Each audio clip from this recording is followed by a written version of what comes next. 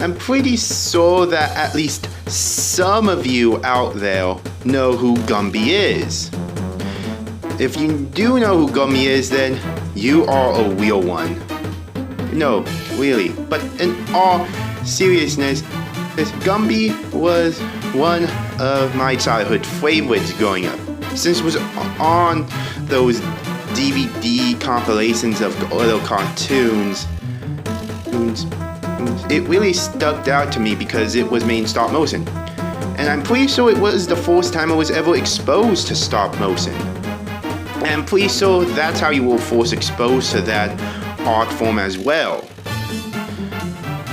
Gumby holds a very sentimental value for many people, including me who grew up watching old cartoons. But what if I told you that there was a last episode of this beloved classic that starts out normal but goes into dark and disturbing realms typical for these lost episode stories? What exactly happens in this episode, you may ask? Well, we just have to read and find out. So join me, everyone, as we talk about the story of Gumby in Space. Let's begin. It's strange to say I remember being a boy and watching children's shows, like it was yesterday. I still remember sitting on my grandmother's couch and watching Gumby. It was a show, as there were many other shows. But this particular show always stuck out to me as a child. But I never knew why. After my father died, I've been going through some old boxes of his Playboy magazines from when he was a teenager when I found a strange VHS that I never remembered seeing. The VHS slipcase had a still image of Gumby's head, with no back panel on the other side of the VHS outline of the yellow font background. The VHS itself had the words 6 months later typed out in a heavy font. I immediately dusted up the old VHS player and put the VHS tape on. Strange, surreal sounding music played before the intro went ahead and on.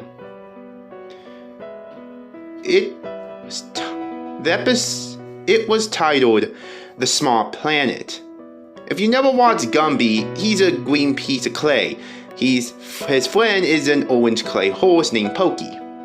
After the intro song played, ending with "If you have a heart, then Gumby's a part of you," a shot of Gumby immediately traveling into space was shown without any transitions. It just sort of jump cuts to this scene.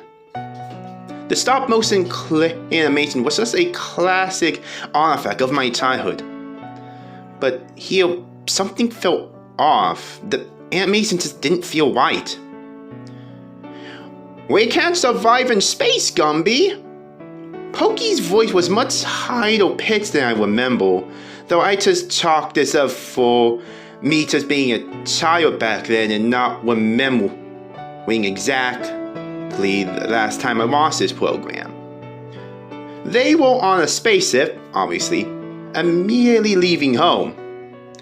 "We have to find a new planet, where no one can tell us what to do," Gumby said. Indeed, they were running away from home on some Martian saucer. Gumby's eyes looked a little more rounder than usual.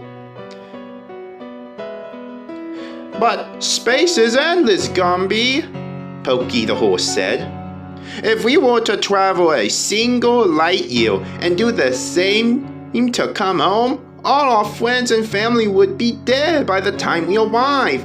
We have to go back, Gumby." "No!" Gumby said, steering the Zip violently in anger. They were supposed to land on Mars, I suppose, it seemed, but instead the symbol broke through it immediately. "Well, we're not going home," Gumby said angrily.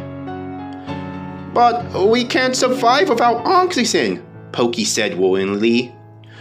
Well, Clay, Gumby said matter-of-factly. Clay, don't breathe. The ship continued off into the far reaches of space. The scene went on for about miserable 5 minutes with no music or talking. Gumby silently steered the ship as it went faster and faster, hurling through space before the engine eventually gave out.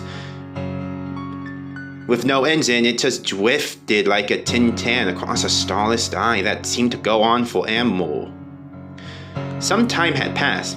After some time had passed, Gumby began to miss his mother and father.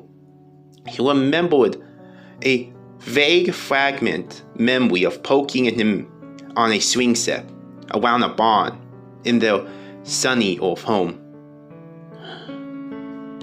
We have to go home, Gumby, Pokey said. We can't, Gumby said. We're clay scientists of the mind, and we must press forward. Because remember, there is no past or present. Only cells decay, and we have no cells or flesh. Pokey the horse stopped for a moment, taking off his space helmet after 15 minutes. Hold up. Gumby, you're aging, he said, shocked. The camera zoomed slowly into Gumby's face when Stella was beginning to collect. What is that? Gumby said, afraid. His body started to undulate and he reached down to his stomach. Gumby's face turned into horror. I'm naked, Gumby said. I was always naked, and I feel cold. You're alive, Pokey said, still in shock. Oh my God, Gumby, you're alive! You have vitals, capillaries, and blood vessels, and your eyes. Oh dear Lord, your eyes! Gumby began to shed tears. I'm blind, Gumby said. I was always blind, and now I know that I'm blind. Someone help me. Gumby began to cry softly. Gumby turned and fumbled in the background, picking up an old woolly dial telephone and starting to call 911 as the camera zoomed in. It's not plugged in, Gumby. There was a cord that leads to other phone across power lines. No cord means no reception, Pokey said, set in a depressed tone. I now notice that a lot of things that would normally be in living rooms, such as lamps and furniture, were in the circular cockpit of the ship, which seemed much narrower and cluttered now than it was in the previous scenes. Gumby stumbles around blind before Pokey tries to hold him up. Let's go home, Pokey, Gumby said, his voice cracking. I had enough. Let's go home. After about 30 seconds of blackness, you see Gumby attached to an idle lung. There was a this was like a long circle where only Gumby's head was capable of poking out. I couldn't salvage your head, but see, there was two of us. Isn't that nice? Pokey said with false confidence. Gumby sighed rather loudly. I feel less alone, yes, but I know what happened to you. The screen sort of faded to show that Pokey was nothing more than a mop and bucket with some orange seats on top. Gumby sighed sadly again, and there was a single point of sound that time, like someone had turned a radio on. How can someone surrounded by millions of people and animals feel so alone? A shot of the ship exterior was shown now, and it was beaten up terribly. Initially, it originally looked like the designers had suspended it with a string, a common practice back in those days, but now it seemed to be floating in actual zero gravity. It looked more aluminum than clay, and Gumby's loathsome sad head peered through the porthole window from a distance. It felt as though I was drugged, or I've just woken for some bad dream to enter a worse reality. What the hell was this? Gumby opened the iron lung from the inside. He had physical organs that looked like fish guts with some weird pink punch drink smeared across with wadded up soggy newspaper. He clothed himself with the orange rag and peered out the space window. A weird narration started as an all-black ohm was sewn out of the window Gumby was looking through.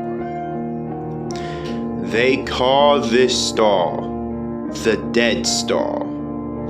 Outside of Earth, it's the only star in the known universe. Initially, we left home under a noble promise to secure food and resources for the clay population. But now, it's clear that whoever designed this place had no intention of giving us enough oxygen to last the return trip. But there will be no return trip, as those we know and love are already dead. We understand now that the figure it's not exclusive to this or us. Through thick or thread, our species have strived on fragility, battling poverty, war, hardship, disease. But now it's clear that all was in vanity. I as much here as I was 20 years ago. But I see. Wait. No. Never mind. I can't see at all. Gumby's eyes then turned completely white and became glossy. Gumby then said his final words of the episode. My name is Gumby. I am 14 years old. I like ice cream, baseball, and fountain soda. When I grow up, I want to be an astronaut. Gumby was shown holding the royally dial phone. The stars began to align with points of light like a mass of threads. A bright light appeared, hitting the sun in full force. It cast over the side of Mars, the desert planet. It was a massive planet-sized crab on the other side. He wasn't moving, only watching, clipping his claws away as if anticipating for something. The crab's eyes began to glow as the spaceship drifted across the sky. Then it slowly fades black as the VHS tape comes to an end.